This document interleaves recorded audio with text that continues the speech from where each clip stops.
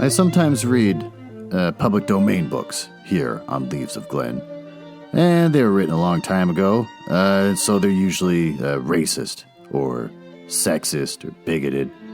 But in there somewhere and all that is a story, and that's why those stories are famous. Other times, I read works from independent authors, and they're delightfully not racist, but they might have adult language or adult situations. So that's your warning, but I'm sure you are grown up enough to handle it. Don't write to me complaining. Well, I'd hope I'd have something exciting to say here in the beginning, but I don't, because I just recorded the last episode a few hours ago. Turns out, the person that's supposed to come over to my house tonight is cheesed out of it. Real cheesy. He said that he's got to put a second coat of paint on his window panes. So now I think he's just starting to make stuff up. So he's coming over tomorrow for us to have our Halloween night where we watch The Haunting of Hell House and whatever else. He said he was going to give me a reach around as a thank you and I'm sorry. So I'm looking forward to that. It's been a while since I've seen any action. But besides that, I got nothing else to report. I've spent all day in the house. I have eaten chips and cheese, nachos or whatever. I just ate that for dinner, so that's disgusting. Every time I look at myself in the mirror, I'm growing more and more distasteful of what I see. My weird putty-like face with a silly little haircut on top. It's weird. I look like a Muppet made out of silly putty. And that's pretty much it. I got nothing else, so might as well just dive into the story.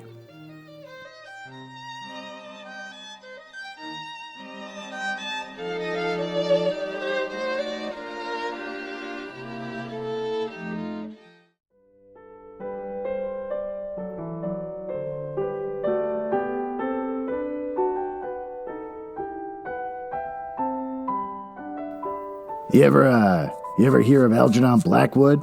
Oh, I have. I actually like his stuff.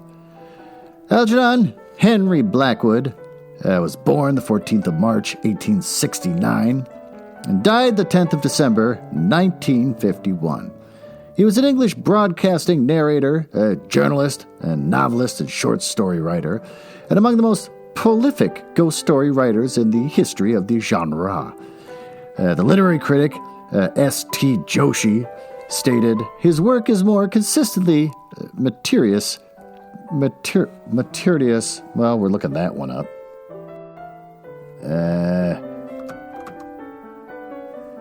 Meritorious. Deserving reward or praise. Well, wasted my time on that one. Than any weird writers except Dunsea's. And that his short story collection, Incredible Adventures, in 1914, may be the premier weird collection of this or any century. He doesn't have any drama in his life like previous writers, though he does have a legacy. H.P. Lovecraft, a beloved racist, included Blackwood as one of his modern masters in the section of that name in supernatural horror and literature. Frank Belknap Long's 1928 story, Space Eaters, alludes to Blackwood's fiction. Clark Ashton Smith's story, Genius Loki, 1933, was inspired by Blackwood's story, The Transfer. The plot of Caitlin R. Kiernan's novel, Threshold, 2001, is influenced by Blackwood's work. In the PS4 game Until Dawn, the main setting is named Blackwood Pines, as the main antagonist is a Wendigo. So, with that, let's dive into our story. The Empty House by Algernon Blackwood. Certain houses, like certain persons, manage somehow to proclaim at once their character for evil. In the case of the latter, no particular feature need betray them. They may boast an open countenance and an ingenious smile, and yet little of their company leaves the unalterable conviction that there is something radically amiss with their being, that they are evil. Willy-nilly? They seem to communicate an atmosphere of secret and wicked thoughts, which makes those there in their immediate neighborhood shrink from them, as from a thing diseased. And perhaps, with houses, the same principle is operative, and it is the aroma of evil deeds committed under a particular roof long after the actual doers have passed away.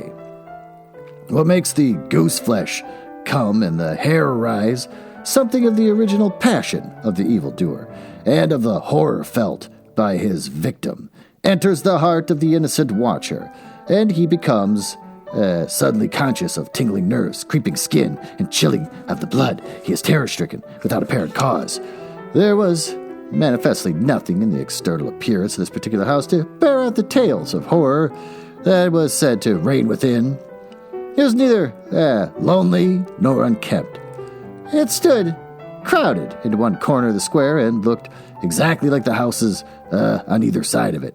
It had the same number of windows as its neighbors, same balcony overlooking the gardens, same white steps leading up to the heavy black front door, and in the rear there was the same narrow strip of green, with neat box borders running up the wall that divided it from the backs of the adjoining houses. Apparently, too, the number of chimney pots on the roof was the same, the breadth and angle of the eaves, and even the height of the dirty area railings. Yet this house in the square that seemed precisely similar to the 50 ugly neighbors was a matter of fact entirely different, horribly different. Wherein lay this marked, invisible difference is impossible to say. It cannot be ascribed wholly to the imagination, because persons who had spent some time in the house, knowing nothing of the facts, had declared positively that certain rooms were so disagreeable, would rather die than to enter them again, and that the atmosphere of the whole house produced in them symptoms of genuine terror, while the series of innocent tenants who had tried to live in it and had been forced to decamp at the shortest possible notice was indeed a little less than a scandal in the town. When Shorthouse arrived to pay a, quote, weekend visit to his Aunt Julia in her little house on the seafront at the other end of town, he found her charged to the brim with mystery, and excitement. He had only received her telegram that morning, and he had come anticipating boredom, but the moment he touched her hand and kissed her apple-skin-wrinkled cheek, he caught the first wave of her electrical condition. The immediate impression deepened when he learned that there were to be no other visitors, and that he had been telegraphed for with a very special object. Something was in the wind, and that something would doubtless bear fruit. For this elderly spinster aunt, with a mania for psychical research, had brains as well as willpower. And hook or by crook, she usually managed to accomplish her ends. The revelation was made soon after tea, when she sidled up close to him as they paced slowly along the seafront in the dark. I got the keys, she announced in a delighted yet half-awesome voice. Got them till Monday. The keys a bathing machine, or? He asked innocently, looking from the sea to the town. Nothing brought her so quickly to the point as feigning stupidity. Neither, she whispered. I got the keys of the haunted house in the square, and I'm going there tonight. Shorthouse was conscious of the slightest possible tremor down his back. He dropped his teasing tone. Something in her voice and manner thrilled him. She was in earnest. You can't go alone, he began. That's why I wired you, she said with decision. He turned to look at her, the ugly, lined, fanatical face, alive with excitement. Wow, ouch. There was the glow of genuine enthusiasm around it like a halo. The eyes shone, and he caught another wave of her excitement.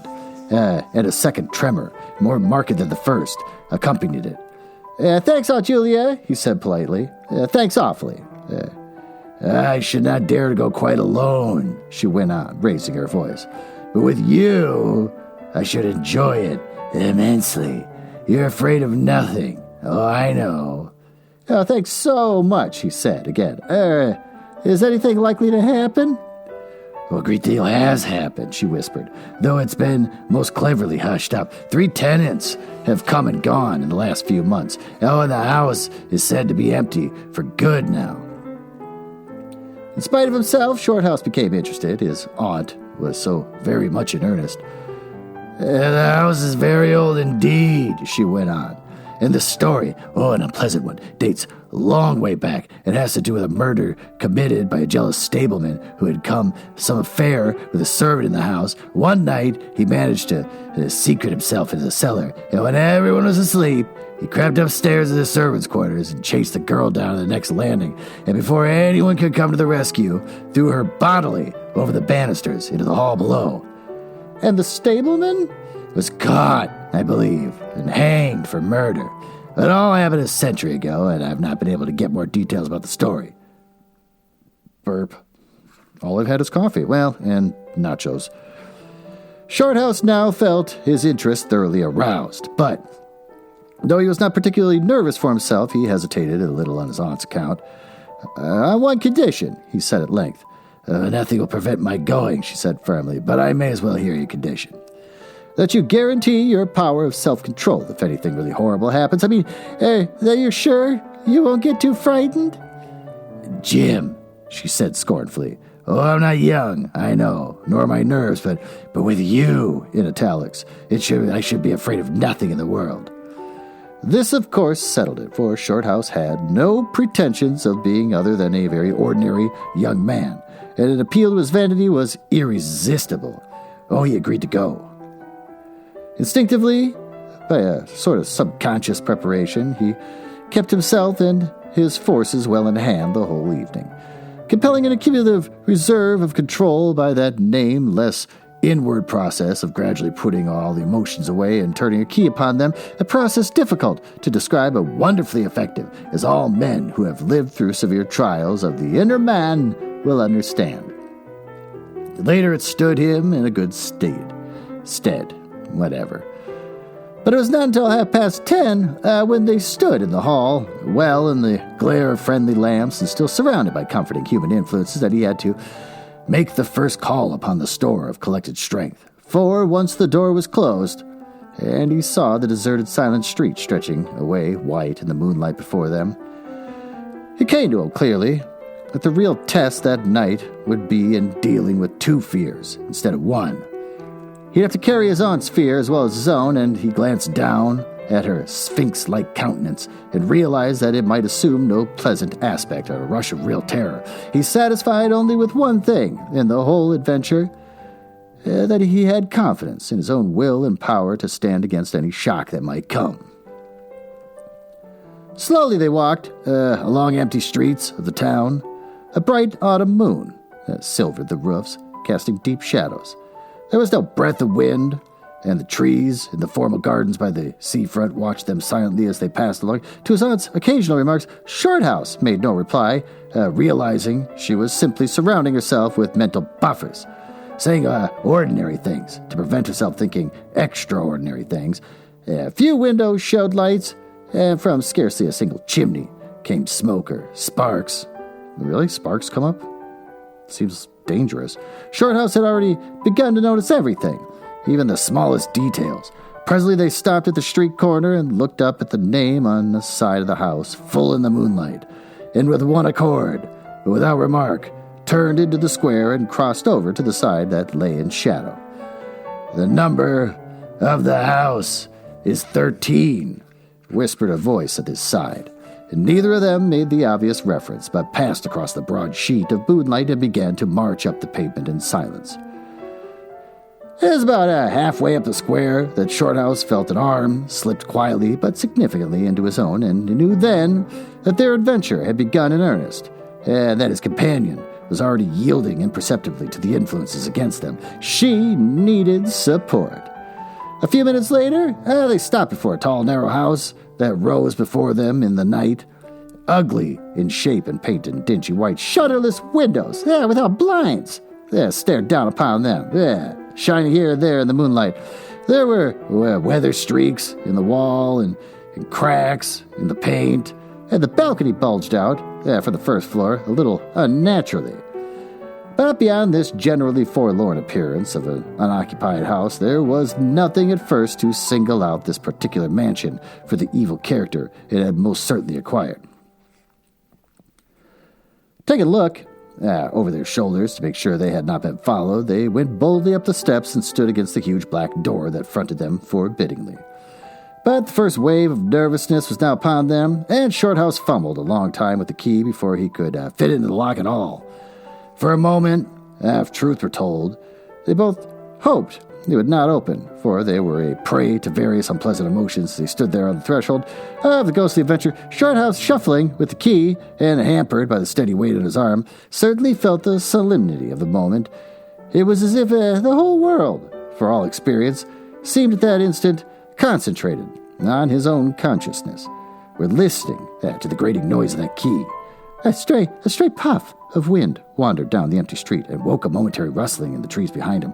But otherwise, this rattling of the key was the only sound audible, and at last it turned in the lock, and the heavy door swung open and revealed a yawning gulf of darkness beyond.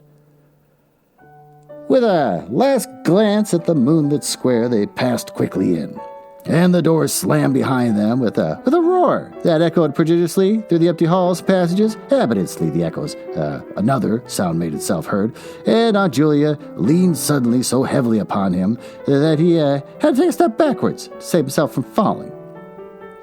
She's a heavy little tiny lady. A man had coughed close beside them. Oh, so close, it seemed they must have been actually by his side in the darkness. With the possibility of practical jokes in his mind, the Shorthouse had once swung his heavy stick in that direction. The sound, but it meant nothing more solid than air. He heard his aunt give a little gasp beside him. "There's someone here," she whispered. "I heard him." "Yeah, be quiet," he said sternly. "There's nothing but the noise of the front door." "Oh, get a light, quick," she added, as her nephew, fumbling with a box of matches, opened it upside down and let them fall with a rattle on the stone floor. Butterfingers. The sound, however, was now repeated, and there was no evidence of retreating footsteps.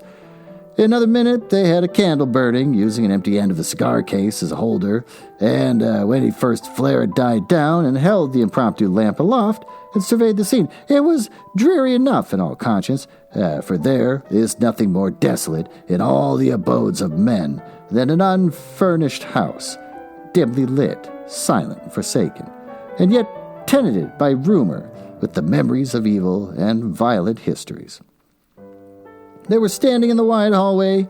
On their left was an open door of a spacious dining room, and in the front the hall ran, ever narrowing into a long, dark passage that led, apparently, to the top of the kitchen stairs. The broad, uncarpeted staircase rose in a sweep before them, everywhere draped in shadows except for a single spot about halfway up where the moonlight came in through the window and fell on the bright patch on the boards. The shaft of the light shed a faint radiance above and below it, lending the objects within its reach a misty outline, which was indefinitely more suggestive and ghostly than complete darkness.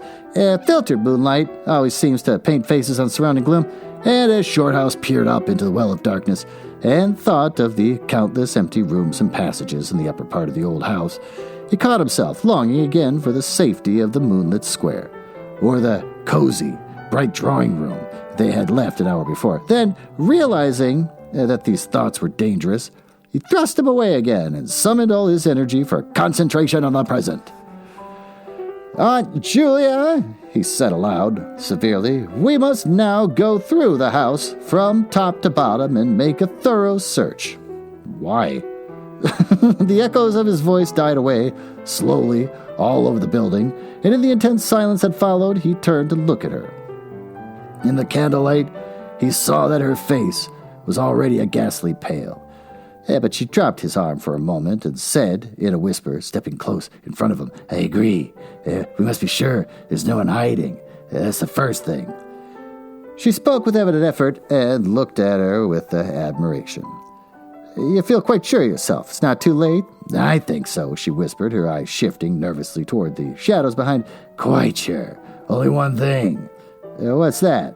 "You must never leave me alone for an instant." "As long as you understand that any sound or appearance must be investigated at once, for to hesitate means to admit fear, and that is fatal." "Agreed," she said a little shakily after a moment's hesitation. "I'll try." Arm in arm, Shorthouse holding the dripping candle and the stick, while his aunt carried the cloak over her shoulders. Figures of utter comedy to all but themselves, they began a systematic search, stealthily walking on tiptoe and shading the candle lest it should betray their presence through the shutterless windows. They first went into the big dining room. There was not a stick of furniture to be seen. Bare walls, ugly mantelpieces, and empty grates stared at them. Everything they felt resented their intrusion, watching them, as it were, with veiled eyes. Whispers followed them. Shadows flitted noiselessly to right and left. Something seemed ever at their back, watching, waiting, an opportunity to do them injury. There was the inevitable sense that operations that went on when the room was empty had been temporarily suspended till they were well out of the way again. The whole dark interior of the old building seemed to become a malignant presence that rose up, warning them to desist. I can't say that word apparently, and mind their own business. Every moment the strain on the nerves was increased. Out of the gloomy dining room, they passed through large folding doors into a sort of library or a smoking room, wrapped equally in silence, darkness, and dust. And from this they regained the hall near the top of the back stairs. Here, a pitch-black tunnel opened before them into the lower regions, and it must be confessed they hesitated. But only for a minute. With the worst of all night still to come, it was essential to turn from nothing. Aunt Julia stumbled at the top step of the dark descent, ill-lit by the flickering candle, and even Shorthouse felt at least a half a decision to go on his legs. "Come on," he said, peremptorily.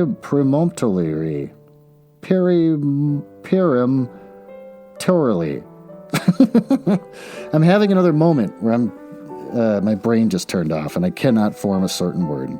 Whatever, gonna move forward. And his voice ran on and lost itself in the dark, empty spaces below. "I'm coming," she faltered, catching his arm with unnecessary violence. They went a little unsteadily down the stone steps, cold, damp air meeting them in the face. Close and melodious, the kitchen, into which the stairs led along a narrow passage, was large, with a lofty ceiling, and several doors opened out of it, and some into cupboards with empty jars still standing on the shelves, and others into horrible little ghostly back offices, each colder and less inviting than the last. Black beetles scurried over the floor, and once, when they knocked against a deal table standing in the corner, something with the size of a cat jumped down with a rush and fled, scampering across the stone floor into the darkness. Everywhere there was a sense of recent occupation, an impression of sadness and gloom. Yeah, we get it. Leaving the main kitchen, they next went toward the scullery. Ooh, what's that? The door was standing ajar, and as they pushed it open to its full extent, Aunt Julia uttered a piercing scream, which she instantly tried to stifle by placing her hand over her mouth. For the second, Shorthouse stood stock still, catching his breath. He felt as if his spine had suddenly become hollow, and someone had filled it with particles of ice. Facing them, directly in their way between the doorposts, stood the figure of a woman. Oh, she had disheveled hair and wildly staring eyes, and her face was terrified and white as death. She stood there motionless for the space of a single second, and then the candle flickered. She was gone. Gone utterly, and the door framed nothing but empty darkness. "Only the beastly jumping candlelight," he said quickly in a voice that sounded like someone else's, and was only half under control. "Come on, Aunt. There's nothing here." He dragged her forward. With a clattering of feet and a great appearance of boldness, they went on, but over his body the skin moved as if crawling ants covered it, and he knew by the weight on his arm that he was supplying the force of locomotion for two. The scullery, which I wish I knew what that was cold, bare, and empty. More like a prison cell than anything else. They went around it and tried the door into the yard and the windows, but found them all fastened securely. His aunt moved beside him like a person in a dream, her eyes tightly shut. Well, that's not useful, and she seemed merely to follow the pressure of his arm. Her courage filled him with amazement. That's courage. And at the same time, he noticed that a certain odd change had come over her face, a change which somehow evaded his power of analysis. There's nothing here, Auntie, he repeated aloud quickly. Let's go upstairs and see the rest of the house, and then we'll choose a room to wait up in. She followed him obediently, keeping close to his side, and they locked the kitchen door behind them. It was a relief to get up again. In the hall, there was more light than before, for the moon had traveled a little further down the stairs, and cautiously they began to go up into the dark vault of the upper house, the boards creaking under their weight. On the first floor, they found a large, double drawing rooms, in search of which revealed nothing. Here also was no sign of furniture or recent occupancy, nothing but dust and neglected shadows. They opened the big folding doors between front and back drawing rooms and came out again to the landing and went on upstairs. They had not gone up more than a dozen steps when they both simultaneously stopped to listen. Looking into each other's eyes, she opened them with a new apprehension across the flickering candle flame. From the room they had left hardly 10 seconds before came the sound of doors quietly closing. It was beyond all question. They heard the booming noise that accompanies the shutting of heavy doors, followed by sharp catching of the latch. You must go back and see, said Shorthouse briefly in a low tone, and turned to go downstairs again. Somehow she managed to drag after him, her feet catching in her dress, her face livid.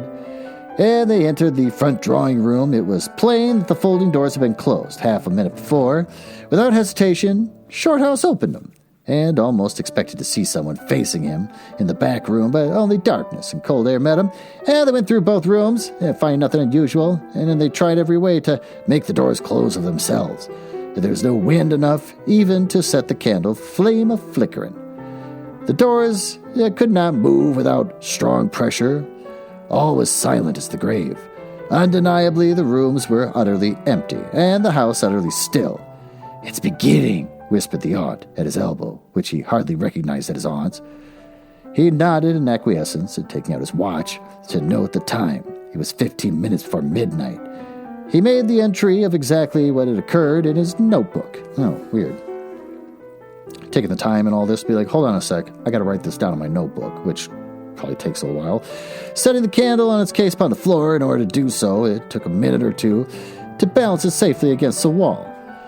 Aunt Julia always declared that at this moment she was not actually watching him, but had turned her head toward the inner room, where she fancied she heard something moving, but at any rate both positively agreed that there came a sound of rushing feet, heavy and swift, and the next instant the candle was out. But to Shorthouse himself it had come more than this, and he had always thanked his fortunate stars that it came to him alone and not to his aunt too, for as she rose from the stooping position of balancing the candle, and before it was actually extinguished, a face thrust itself forward so close to his own that he could almost have touched it with his lips. It was a face working with passion. A man's face, dark and thick features, and angry, savage eyes. It belonged to a common man. So the breeding, you can tell if it's a common. It was evil in its ordinary, normal expression, no doubt. But as he saw it, alive with intense, aggressive emotion, it was a malignant and terrible human countenance. There was no movement of the air, nothing but the sound of rushing feet, stocked and muffled feet, the apparition of the face, and almost simultaneously extinguishing of the candle. In spite of himself, Shorthouse uttered a little cry, and nearly losing his balance as his aunt clung to him with her whole weight in one moment of real, uncontrollable terror. She made no sound, but simply seized him bodily. Fortunately, however, she had seen nothing, but had only heard the rushing feet, for her control returned almost at once, and he was able to disentangle himself and strike a match. The shadows ran away on all sides before the glare, and his aunt stooped down and groped for the cigar case with the precious candle. Then they discovered that the candle had not been blown, in italics, out at all, but had been crushed, in all italics, out. The wick was pressed down into the wax, which was flattened as if by some smooth, heavy instrument. How his companion so quickly overcame her terror, Shorthouse never promptly understood, but His admiration for her self-control increased tenfold, and at the same time served to feed his own dying flame, for which he was inevitably grateful. Equally inexplicable to him was the evidence of physical force they had just witnessed. He at once suppressed the memory of stories he had heard of physical mediums.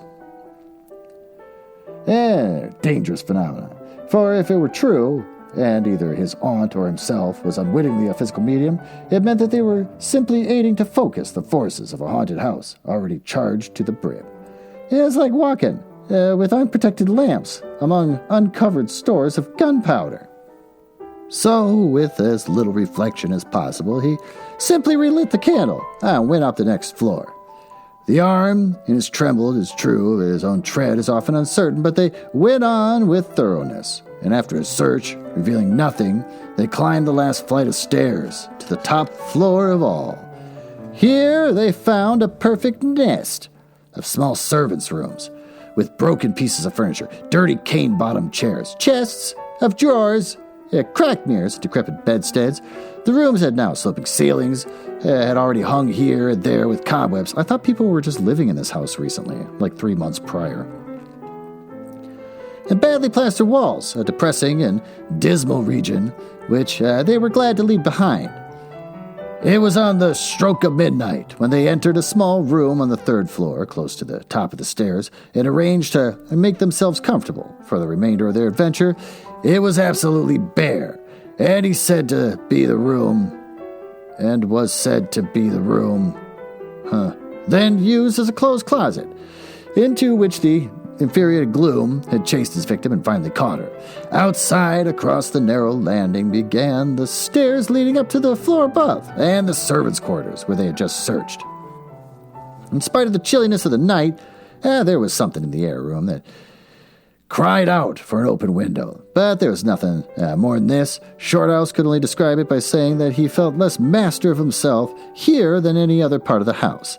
There was something that acted directly on his nerves, tiring the resolution, enfeebling the will.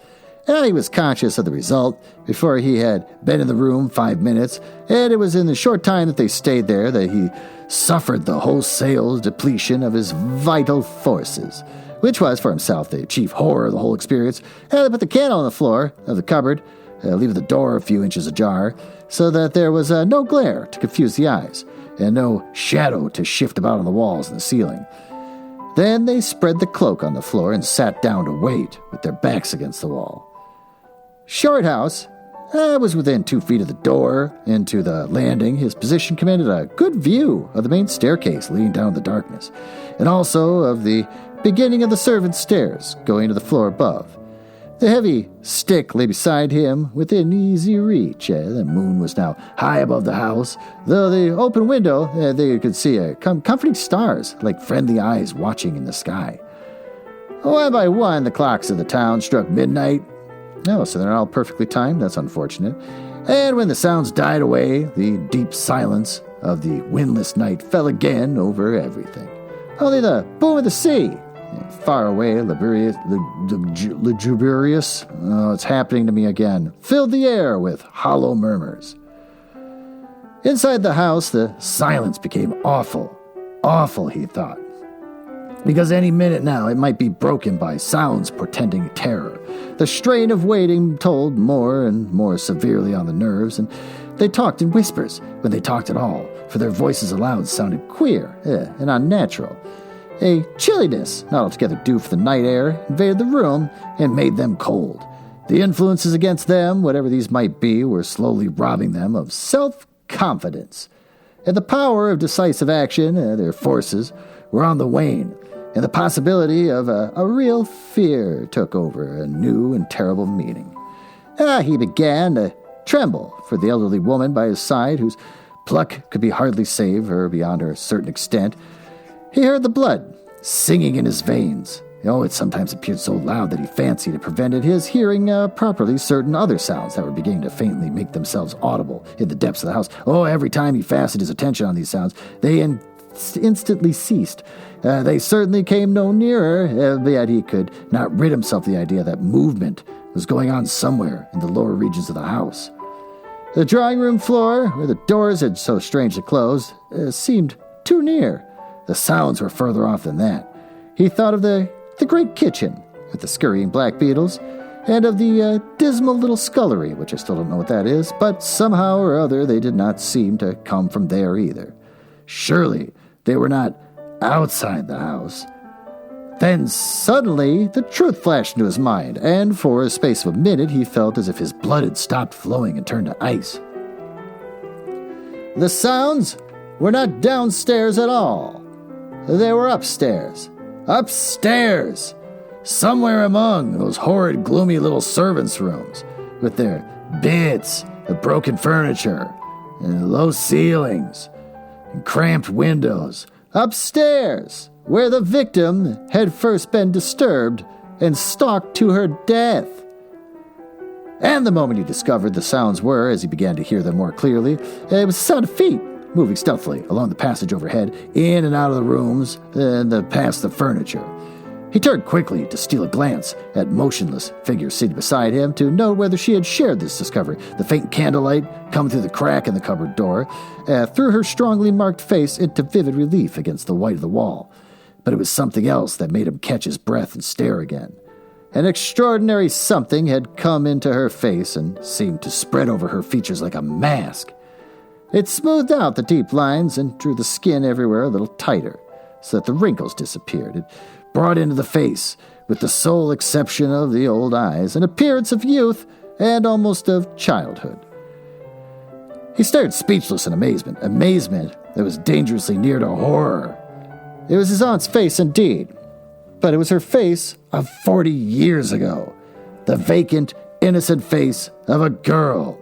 What is happening right now? He had heard stories of the strange effect of terror which could wipe a human countenance clean of other emotions, obliterating all previous expressions.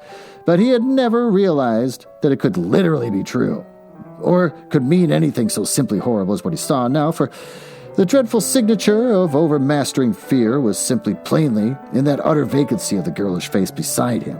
And when, feeling the intense gaze, she turned to look at him, he instinctively closed his eyes to shut out the sight. Yet when he turned a minute later, his feelings well in hand, he saw to his intense relief another expression. His aunt was smiling, though the face was deathly white. The awful veil had lifted, and the normal look was returning. Anything wrong? Was all he could think to say. Oh, I thought it was her. At the moment, and the answer was eloquent, coming from such a woman. I feel cold, and a little frightened, she whispered. Oh, he offered to close the window. She seized hold of him and begged him not to leave her side even for an instant. It's upstairs, I know, she whispered with an odd half laugh, but I can't possibly go up. But Shorthouse thought otherwise, knowing that in action lay their best hope of self-control. He took the brandy flask and poured out a glass of neat spirit, stiff enough to help anybody over anything. As she swallowed it with a little shiver, his only idea now was to get out of the house before her collapse became inevitable. But this could not be safely done by turning tail and running from the enemy, and action was no longer possible. Every minute was growing less master of himself, and desperate aggressive measures were imperative without further delay. Moreover, the action must be taken toward the enemy, not away. The climax, if necessary, is unavoidable. Would have to be faced boldly, and he could do it now. But in 10 minutes he might not have the force left to act for himself, much less for both! Exclamation point. Upstairs, the sounds were meanwhile becoming louder and closer, accompanied by occasional creaking of the boards. Someone is moving stealthily about, stumbling now and then awkwardly against furniture. Waiting a few minutes to allow the tremendous dose of spirits to produce its effect, and knowing that this would last but a short time under the circumstances, Shorthouse then quietly got on his feet, saying in a determined voice, Now, Aunt Julia, we'll go upstairs and find out what all this noise is about, and you must come too. It is what we agreed. He picked up his stick and went to the cupboard for the candle. A limp form rose shakily beside him, breathing hard, and he heard a voice say very faintly something about being ready to come. The woman's courage amazed him. It was so much greater than his own, and as they advanced, holding aloft the dripping candle, some subtle force exhaled from his trembling, white-faced old woman at the side. That was the true source of the inspiration. It held something really great that shamed him, and gave him the support without much he would have proved far less equal to the occasion. They crossed the long, dark landing, avoiding with their eyes the black space over the banisters. When they began to mount the narrow staircase to meet the sounds which minute by minute grew louder and nearer, about halfway up the stairs, Aunt Julia stumbled, and Shorthouse turned to catch her by the arm. It was just at that moment there came a terrific crash in the servants' corridor overhead. It was instantly followed by a shrill, agonized scream. It was the cry of terror, and the cry for help melted into one. Before they could move aside or go down a single step, someone came rushing along the passage overhead, blundering horribly, racing madly at full speed, 3 steps at a time, down every stair, the very staircase where they stood. The steps were light and uncertain, but close behind them sounded the heavier tread of another person, and the staircase seemed to shake. Shorthouse and his companion just had the time to flatten themselves against the wall when the jumble of flying steps was upon them. The 2 persons, with the slightest possible interval between them, dashed past at full speed. It was a perfect whirlwind of sound breaking in upon the midnight silence of the empty building. The 2 runners, pursuer and pursued, had passed clean through them where they stood, and already the thud, the boards below, had received first one, then another, yet they had seen absolutely nothing. Not a hand or an arm or a face, or even a shred of flying clothing. There came a second pause, the first one. The lighter of the 2, obviously, the pursued one, ran with uncertain steps into the little room which Shorthouse and his aunt had just left. The heavier one followed. There was a sound of scuffling, gasping, and smothered screaming, and then out onto the landing came the step of a single person, treading weightily. A dead silence followed across the space of half a minute, and then was heard a rushing sound through the air. It was followed by a dull crashing thud in the depths of the house below and the stone floor of the hall. Utter silence reigned after. Nothing moved. The flame of the candle was steady. It had been steady the whole time, and the air had been undisturbed by any movement whatsoever. Palsied with terror, Aunt Julia, without waiting for her companion, began fumbling her way downstairs. Oh, she was crying gently to herself, and when Shorthouse put his arm around her and half carried her, he felt that he was trembling like a leaf. He went into the room and picked up the cloak from the floor, and arm in arm, walking very slowly without speaking a word or looking once behind them, they marched down the 3 flights into the hall. In the hall, they saw nothing. But the whole way down the stairs, they were conscious that someone followed them step by step. When they went faster, it, in all caps, was left behind. And when they went more slowly, it, in all caps, caught them up. But never once did they look behind to see, and at each turning of the staircase they lowered their eyes for fear of the following horror they might see upon the stairs above. With trembling hands, Shorthouse opened the front door, and they walked out into the moonlight and drew a deep breath of the cool night air blowing in from the sea.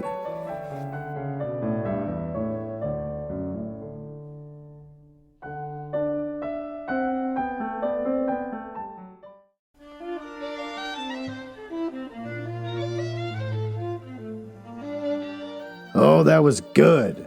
Didn't you think that was good? I thought it was good. It was, like all things written of this time period, pretty wordy.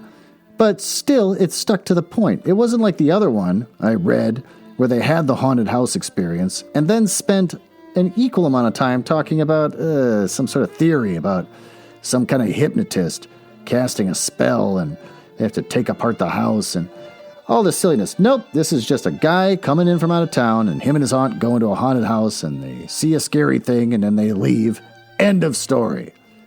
Oh, Algernon Blackwood, you've done it again. So that was good. Finally, a good Halloween story. I looked up what a scullery is. It's a room in a house traditionally used for washing up dishes and laundering clothes as an overflow kitchen. Cleaning dishes, cooking utensils, restoring them. So kitchen work, ironing, boiling, It's kind of like your labor house. Though scullery, from Urban Dictionary, is when you receive a BJ from a woman who's got a big head. So, pretty disturbing, but there you go. Well, that was a delightful little story, and I think I'm done in the meantime. And so when my kids are gone, it's back to my Halloween onslaught. So thanks for listening, and I will see you in the next episode.